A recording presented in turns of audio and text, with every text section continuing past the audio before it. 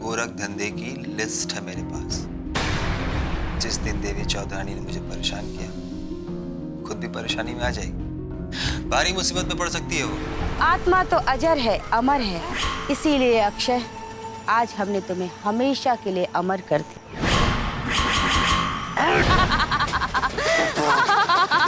Sir, एक बुरी खबर है सर। अक्षय की मौत हो गई। किसने कहा तुमसे? उमाकांत ने। अक्षय की मौत? ये तो बड़े दुख की बात है।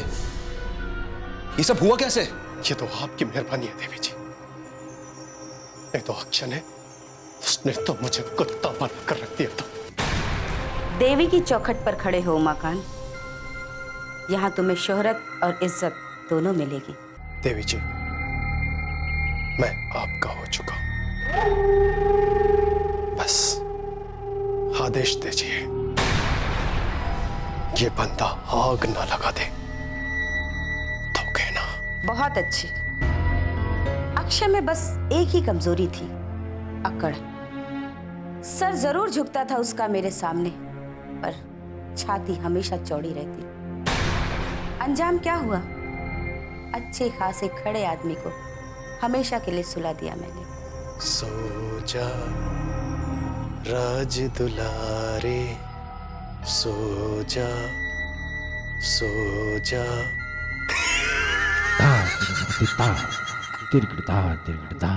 देवी की लोरी एक रात के लिए नहीं, हमेशा के लिए सुला देती। तो अब बारी है आनंदों की। ऐसे कई काम है उमाकांत जो अक्षय नहीं कर सका, अब तुम्हें करना है। जो होगा। आनंदों की बर्बादी के लिए अब हमें रमेश नाम के हथियार का इस्तेमाल करना पड़ेगा। वो कैसे देवी जी? रमेश के बारे में तुमने जो बातें हमें बताई है ना, उसके अनुसार हमने एक रास्ता निकाला है।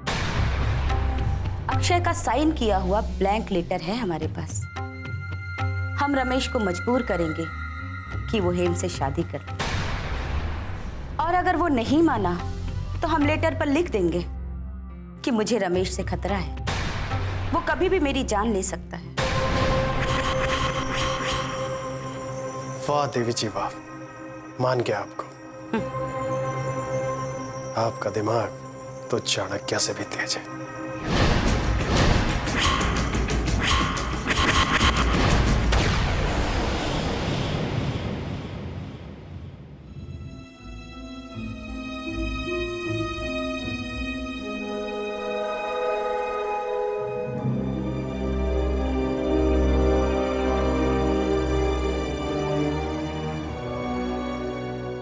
बाबा, आपने दवाइयां ली?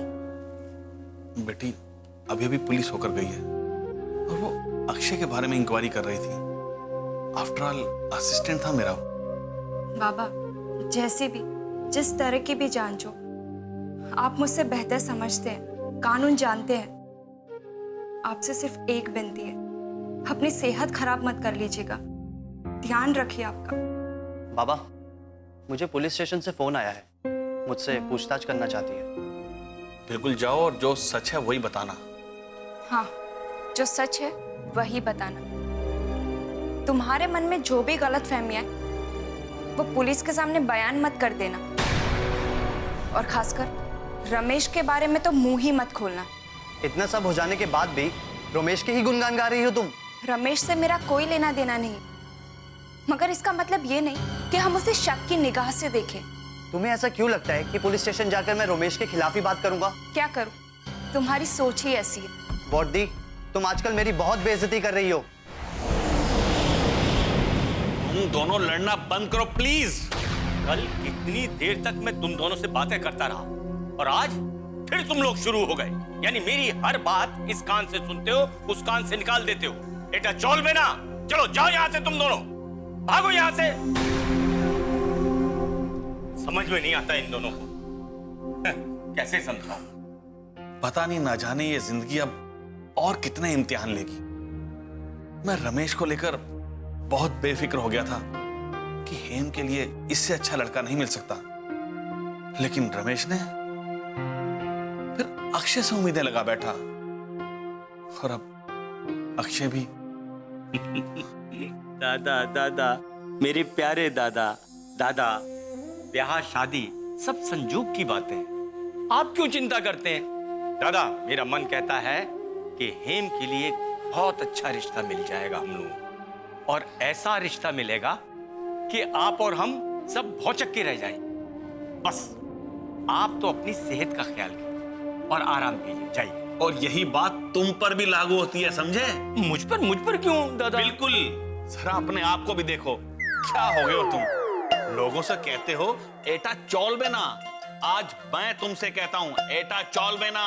अपनी सेहत का ख्याल करो और ये मिठाइयां खानी बंद करो। दादा, मिठाइयाँ नहीं खाऊंगा तो जीऊंगा कैसे? अच्छा दादा, ऐसा है, मैं खाऊंगा नहीं, देखूंगा और चख के रख दूंगा। तुम नहीं सुधरोगे। जिंदगी का सफर है ये कैसा सफर, कोई समझा नहीं, कोई जाना नहीं। एटा चौल बेना। क्या लगता है आपको? आपके हिसाब से इन्होंने क्यों आत्महत्या की होगी? आप तो वकील बाबू है ना? मुझे क्या पता इन्होंने आत्महत्या क्यों की। रमेश बाबू, मैं सब जानती हूँ, আমি सब জানি।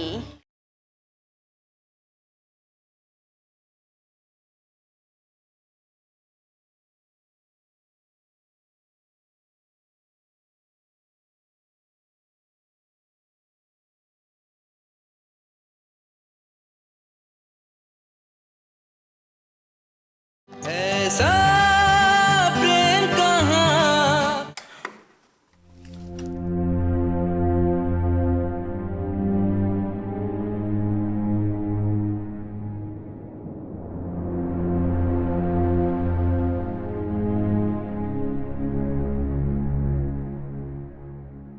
आ गए आप? चाय लेकर आऊं? नहीं, उसकी कोई जरूरत नहीं है। कुछ परेशान से लग रहे हैं आप। कमला प्लीज, मुझे 10 मिनट के लिए अकेला छोड़ दो।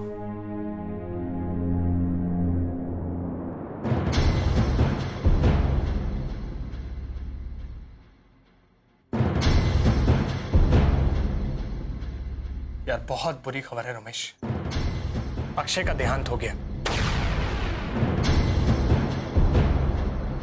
मुझे बधाई तो देते जाइए रमेश बाबू। बहुत जल्द मैं इस घर का दामाद बनने वाला हूं, इस आलिशान घर का जो टॉक ऑफ द टाउन है। और इस घर में रहती एक खूबसूरत सी लड़की है जिसका मैं पति बनूंगा।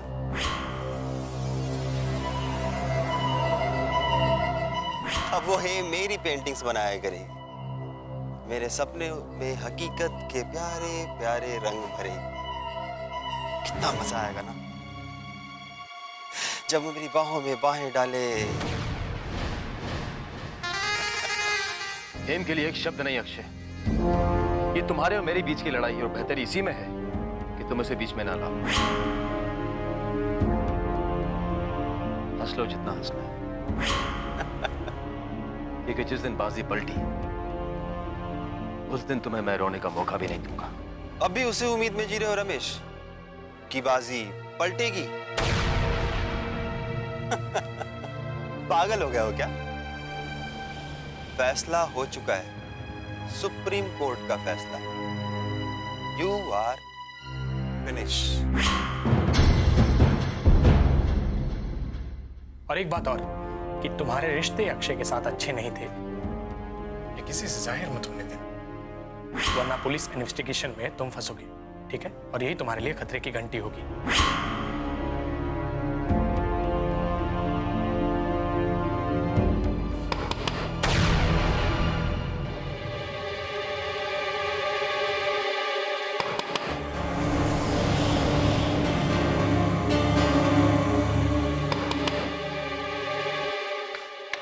रमेश बाबू, ये वही अक्षय बाबू है ना जो आपके घर आए थे आपसे मिलने?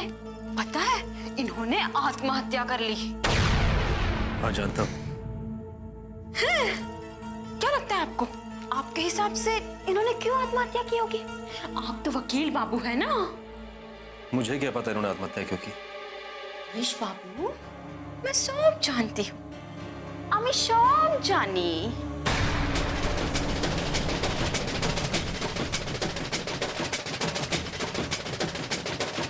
दादा, इसी को तो अनहोनी कहते हैं। जो होना होता है सो होता है, बस।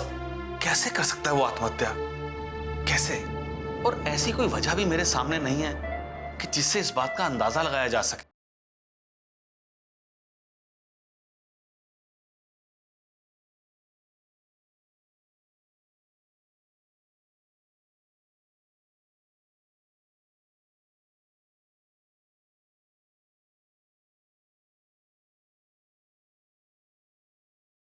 ऐसा प्रेम कहाँ। जी, उसकी आत्महत्या की बात सुनकर मुझे भी काफी तकलीफ हुई। उसकी क्या परेशानी थी, क्या तकलीफ थी जिसके कारण उसने आत्महत्या की, कुछ पता नहीं चल। किसने आत्महत्या की? अरे तुम्हें नहीं पता? वही जो रमेश बाबू का जानने वाला था, उसने।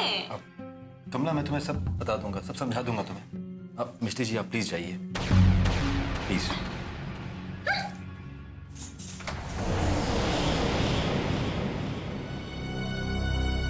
आप मुझसे कुछ छुपा रहे हैं?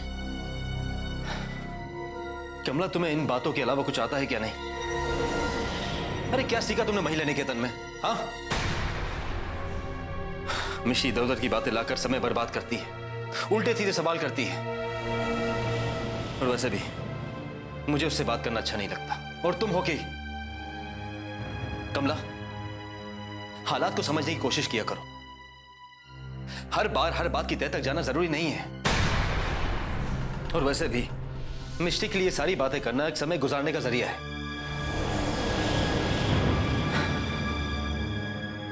अच्छा, मुझे एक बात बताओ, महिला निकेतन का क्या करना है?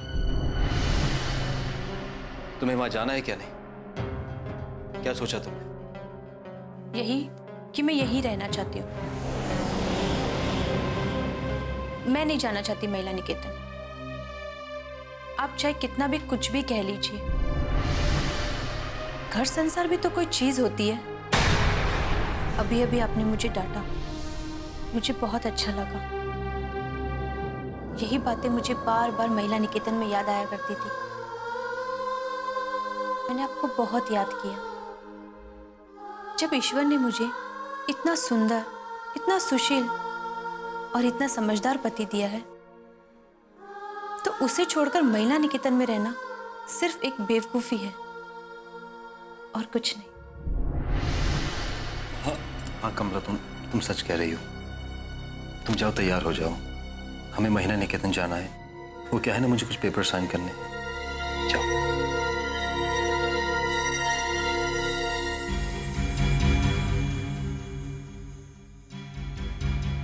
वैसे भी मैं नहीं चाहता कि जहां है वो तुम वहां रहो।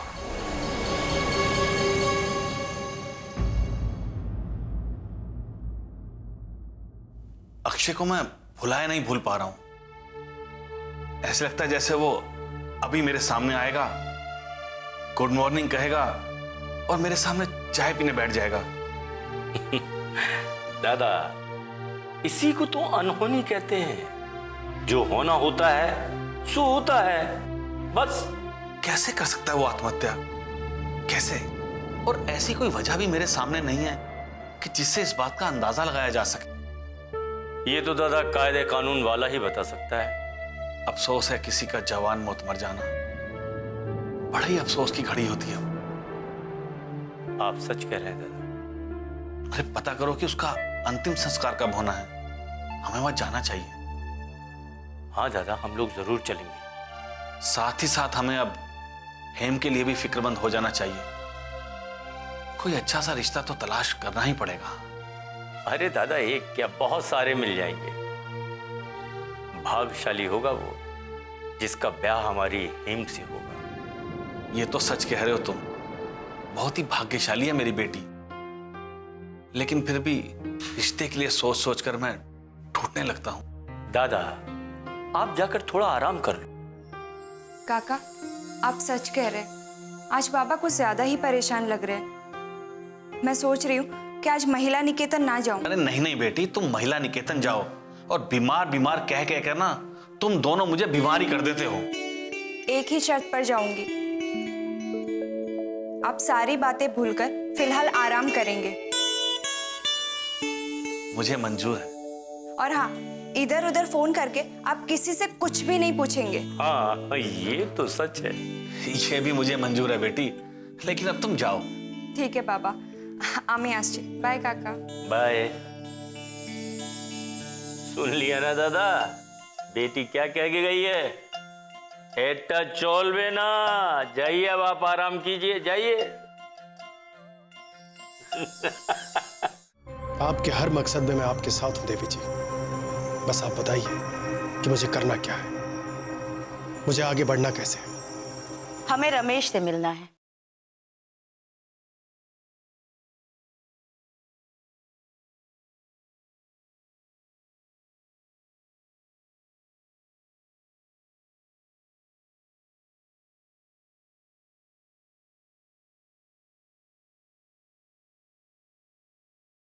ऐसा प्रेम कहाँ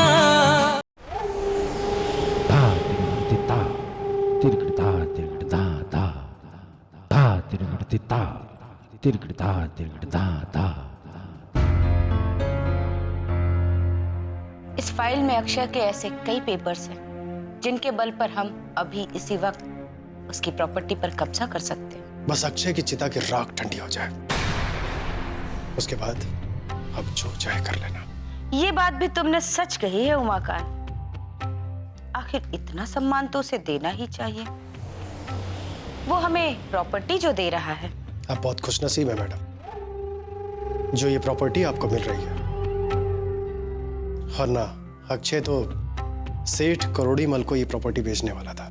हमारे नसीब की तारीफ तुम उस दिन करना उमाकांत, जिस दिन हम आनंदों का नसीब बिगाड़ देंगे। उसकी इकलौती बेटी की आंखों में आंसू भर देंगे, खून के आंसू। तब मजा आएगा। उस दिन हम खुद पर बहुत गर्व महसूस करेंगे और तुमसे हम जी भर कर अपने नसीब की तारीफ सुनेंगे। आपके हर मकसद में मैं आपके साथ हूं देवी जी। बस आप बताइए कि मुझे करना क्या है, मुझे आगे बढ़ना कैसे है। हमें रमेश से मिलना है। मिला देंगे, लेकिन देवी जी किसी को शक नहीं होना चाहिए कि हम रमेश से क्यों मिल रहे हैं। वो सब तुम हम पर छोड़ दो। वैसे एक बात कहूं देवी जी, रमेश आसानी से हाथ में आने वाली चीज नहीं है। मुश्किल घड़ी को आसान और आसान घड़ी को मुश्किल बनाना हमें खूब आता है। रमेश हमसे मिल तो ले, पिछला सब कुछ भूल जाएगा, याद रखेगा तो सिर्फ हमें। बस तुम दूर से इशारा कर दो, बाकी सब हम संभाल लेंगे। ठीक है देवी जी, आप जैसा चाहेंगे वैसा ही होगा। जी जी जी जी जी, मैंने हाँ जी, आपके सारे पेपर्स मैंने आनंदो सर के यहाँ भिजवा दिया है पहले से। हाँ, उनकी थोड़ी तबीयत ठीक नहीं थी, इसलिए कोर्ट से तारीख नहीं ले पाए। जी जी, आज ही मैं उनको रिमाइंड करा दूं। सर एक काम कीजिए कि अपने किसी आदमी को मेरे चैम्बर में भेज दीजिए, तो मैं पेपर्स भिजवा देता हूँ। जी जी, 1 2 3 तीनों पेपर्स जी। Thank you.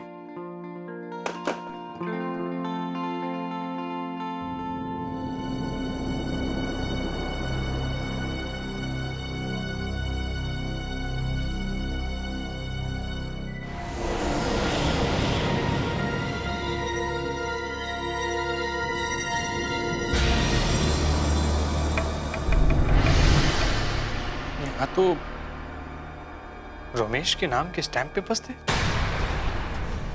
कहाँ गए? मैंने तो यहीं रखा था।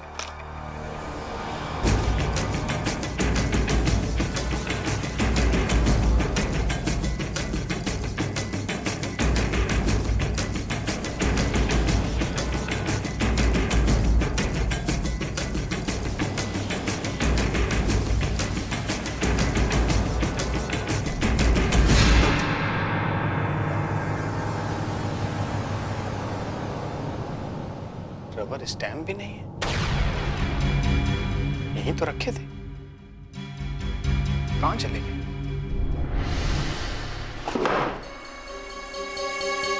कहीं उमाकांत ने तो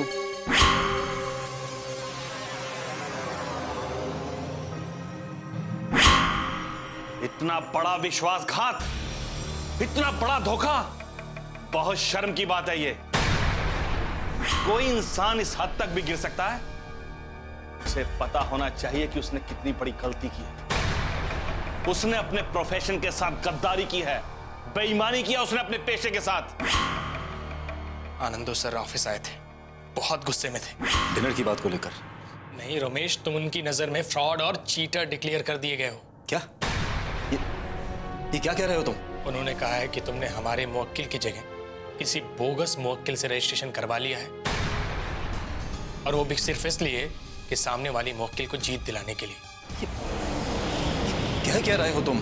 और उन्होंने ये भी कहा है कि तुमने इसके लिए पैसे लिए हैं, तुमने अपने प्रोफेशन के साथ गद्दारी की है, बेईमानी की है।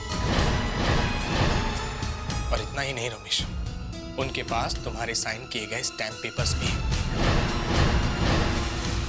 झूठ, झूठ है ये सब कुछ। मैंने ऐसा कुछ नहीं किया,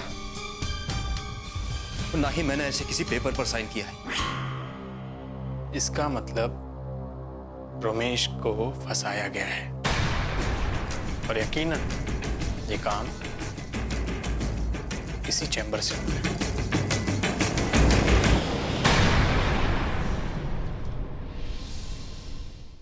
जोगिन, अब यह मुमकिन नहीं है। क्यों बाबा, क्या हुआ? तुम्हारा दिमाग खराब हो गया। अब तुम्हारा उनसे बात नहीं हो सकती। अरे मत भूलो कि हम लड़की वाले हैं। बाबा, मेरी बॉडी की जिंदगी का सवाल है। अगर हम इसमें थोड़ा झुक भी जाएंगे तो इसमें हर्जी क्या है? अरे जोगिन, तुम समझो, मान मर्यादा भी कोई चीज होती है। बाबा, ये सब पुरानी बातें हो गई है। Just shut up. ये नया पुराना क्या होता है? इज्जत इज्जत होती है। आज के बाद मेरे सामने इस तरह की बातें मत करना, समझे? जोगिन, तुम मुनासिब बातें नहीं कर रहे हो। काका, बाबा की जिद की वजह से बॉडी का ब्याह नहीं हो पाया है।